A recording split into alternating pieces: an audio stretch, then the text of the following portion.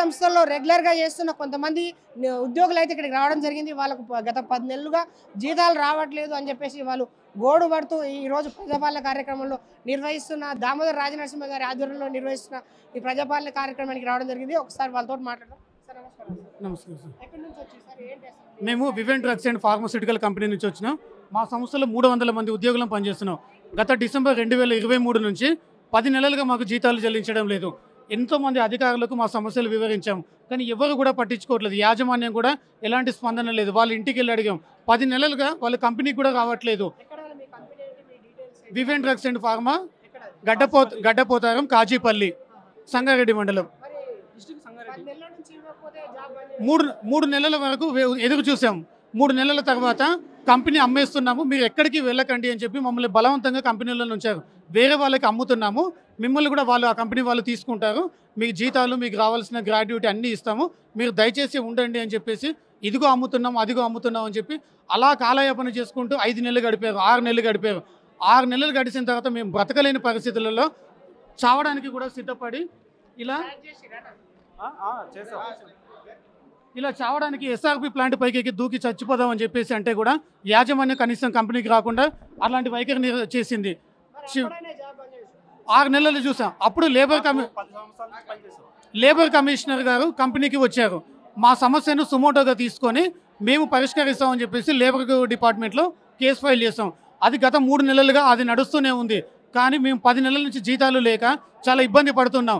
ఈరోజు ఈ ప్రజాపాలనలో మంత్రి గారికి మా సమస్యను తెలియజేయడం కోసం ఇక్కడికి వచ్చాం. అనుకుంటున్నా ఇప్పుడు దీని మీద విశ్వాసం ఉందా? గతంలో వీళ్ళు ప్రజాపాలన అని చెప్పేసి ప్రజాభవన్లో పెట్టడం జరిగింది. ఇక్కడికి వచ్చిన తర్వాత ఎంతవరకు అనిపిస్తుంది? మీ ఉద్యోగాలకు రక్షణ కల్పిస్తుందా, లేకపోతే వేరే కంపెనీకి తీసుకెళ్దామని మీరు ఏం అభిప్రాయపడుతున్నారు? ప్రభుత్వాన్ని ఏం వేడుకుంటున్నారు? అధికారుల స్థాయికి తీసుకెళ్ళినా కూడా సమస్యను పరిష్కరిస్తున్నారని చెప్తున్నారు. వాళ్ళు కూడా మేము చేయట్లేదని ఏమనట్లేదు.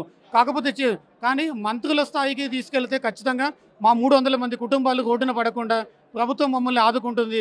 ఆ కంపెనీ యాజమాన్యంతో మాట్లాడి వీలైనంత తొందరగా మా జీతాలు మాకు ఇప్పిస్తానని నమ్మి ఈరోజు మంత్రి గారికి మేము విన్నపించుకోవడానికి వచ్చామండి ఇక్కడికి. 300 మంది ఉద్యోగులు అండి, అందరూ కూడా రెగ్యులర్ ఎంప్లాయీసే. 300 మంది ఉద్యోగులు. ఇప్పుడు మొన్న వినాయక చవితి 7వ తారీఖు రోజు కంపెనీ లే ఆఫ్ నోటీసు ప్రకటించి చెప్పారు, నేను ఇక నడపలేను, ఎవరికి అమ్మడానికి కూడా చూస్తున్నాను, బట్ అవ్వట్లేదు అని చెప్పేసి ఇప్పుడు చెప్తున్నారు. పాత జీతాలు మొత్తం ఇచ్చేసిన తర్వాత నోటీసు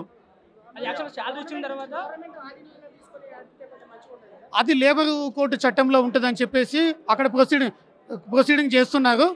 అది లేబర్ ఆఫీసర్ కూడా వాళ్ళు టైం పట్టుద్దని చెప్పారు. టైం పట్టుద్దంటే ఈ లోపు మాకు 8 నెలల నుంచి జీతాలు లేక మాకేంటంటే నెల నెల జీతం మీద ఆధారపడి బతకడం వల్ల మాకు అప్పులు చేసి ఇప్పటి వరకు నెల నెల అప్పు దొరకని పరిస్థితుల్లో ఇంకా లేట్ అవుతుంది అని చెప్పేసి మేము ఇక్కడికి వచ్చాం. గవర్నమెంట్ నడిపేది సార్, అది ప్రైవేట్ కంపెనీ కాబట్టి వాడు అమ్మేసుకునే పరిస్థితిలో ఉన్నాడు. వాడు అమ్మేసుకొని మా జీతాలు ఇస్తానని చెప్పాడు. ఇవాళ ఇస్తా, రేపు అమ్ముతా, లేకపోతే నా ఇల్లు అమ్మేసి ఇస్తా, లేకపోతే నా ఫ్లాట్ అమ్మేసి ఇస్తా, మీకు జీతాలు చెల్లించి నేను వేరే వాళ్ళకి అమ్ముకుంటా, అది ఇది అని చెప్తున్నాడు. లేబర్ ఆఫీసర్ ముందర కూడా అదే చెప్పాడు.